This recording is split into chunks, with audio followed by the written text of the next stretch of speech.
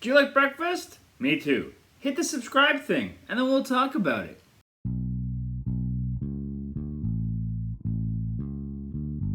Hey Forkers, I'm Jeremy, and I love breakfast. And if you don't, why are you watching this video? Seriously. I've always been a huge breakfast person. It used to be I'd have like eggs or bacon and eggs or toast and eggs, always toast. Until I started calorie counting and realizing that toast is fucking crazy when it comes to calories. And why would you want to eat that much bread when you could have like an apple or a banana instead? Way tastier and often less calories. So left to my own devices, even though I love breakfast, I'd probably just eat the same rotation of like 3 all the time if I didn't stretch myself out there. And those 3 would be, when I was losing weight on that journey, it was oatmeal, granola, and hard-boiled eggs and a banana.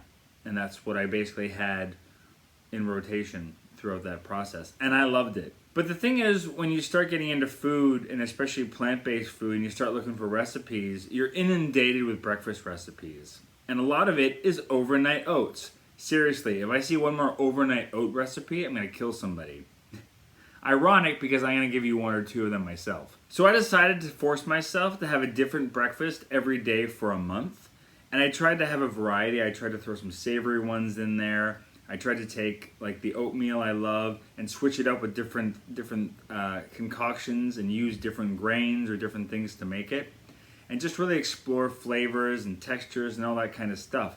So this is going to be a 3-part series. I'm going to give you 10 different breakfasts in each one. Sometimes I have made the recipe myself or created it or reconstructed it based on someone else's. And other times if I just used it outright from somebody else, I'll show you who did that as well and link to them. If you try any of these breakfasts, please take a photo, link us on social media. I'd love to see your concoctions or your remixes or however you do with our breakfast. That would be amazing. Breakfast number 1.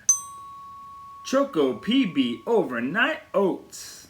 So this thing tastes like a fucking Reese's peanut butter cup. I'm not kidding. And you're sitting there going, I'm an adult, shouldn't have this for breakfast. Have it. Smash it in your face. It's so delicious. And like typical overnight oats, you throw it together an hour before or the night before, and it moistens up. Probably even half hour before is good. Make it, go have a workout, come back, shit's ready to go. Recipe number 2. Quick banana walnut bowl. So this is something that was in one of Dr. Furman's books, and I was a bit skeptical about it because the whole thing is only about 377 calories. But I thought that this would be a great test to see if it actually filled me up and if this whole nutrient density shit really worked. Because normally my breakfasts range anywhere from 500 to 600 plus calories because I put a ton of fruit in there. I mean, the thing is basically just mashed up banana with milk, walnuts, and blueberries, and that's about it.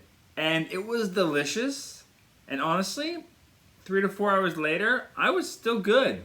I was getting ready for lunch. When lunch came, I was hungry, but that's kind of the point. You're supposed to get hungry at lunch. So I would say this was a success, and I even had a giant workout the morning I had this, so it was a really good test of how well this could satiate me. So in terms of quick breakfasts that you can throw together that are pretty tasty, high score.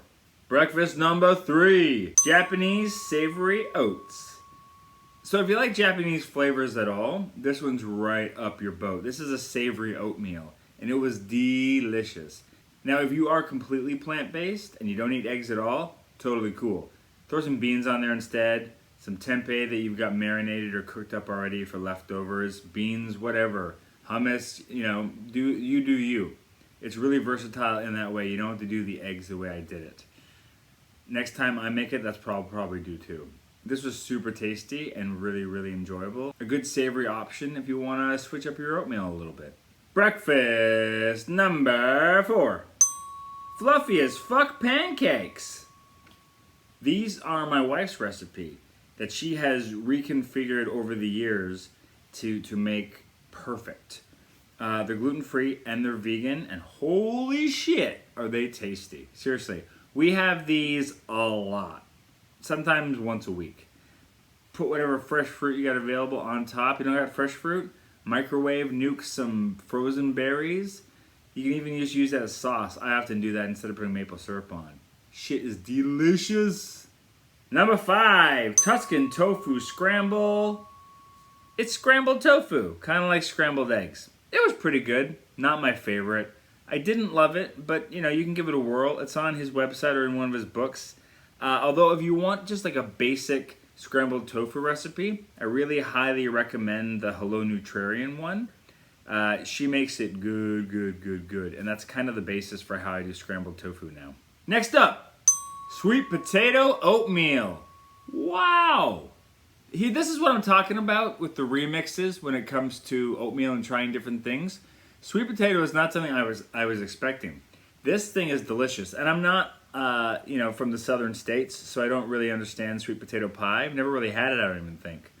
This was like comfort in all the right ways. If it's a cold morning or autumn and you just want something that tastes really seasonal, this would be good for like Thanksgiving.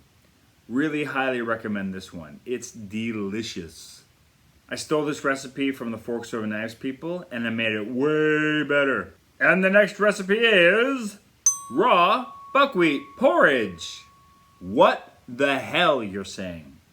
Yeah, you use buckwheat instead of oatmeal or oats or something like that to make oatmeal.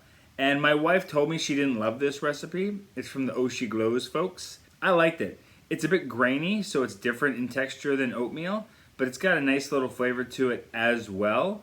I will say it does take a little extra effort, and because it's not that different from oatmeal, I don't know if this would become something in my steady rotation, just because it's that extra effort that I don't know if I need to take in the morning. I think we're at number 8 now.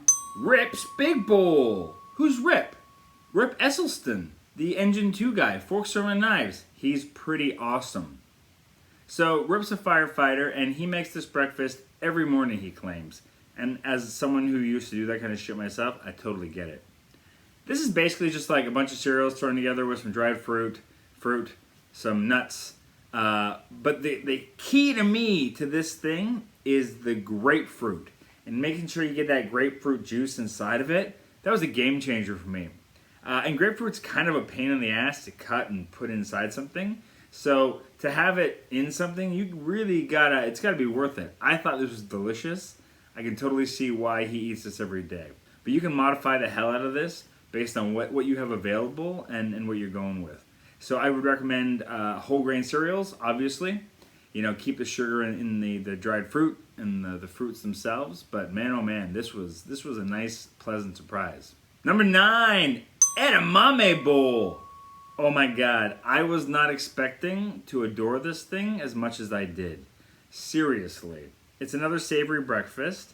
It's basic, it's so simple. I took it from the Thug Kitchen people and I totally re-engineered it. I threw a ton more veggies in there. I changed up their sauce with, instead of using orange juice, I used cherry juice.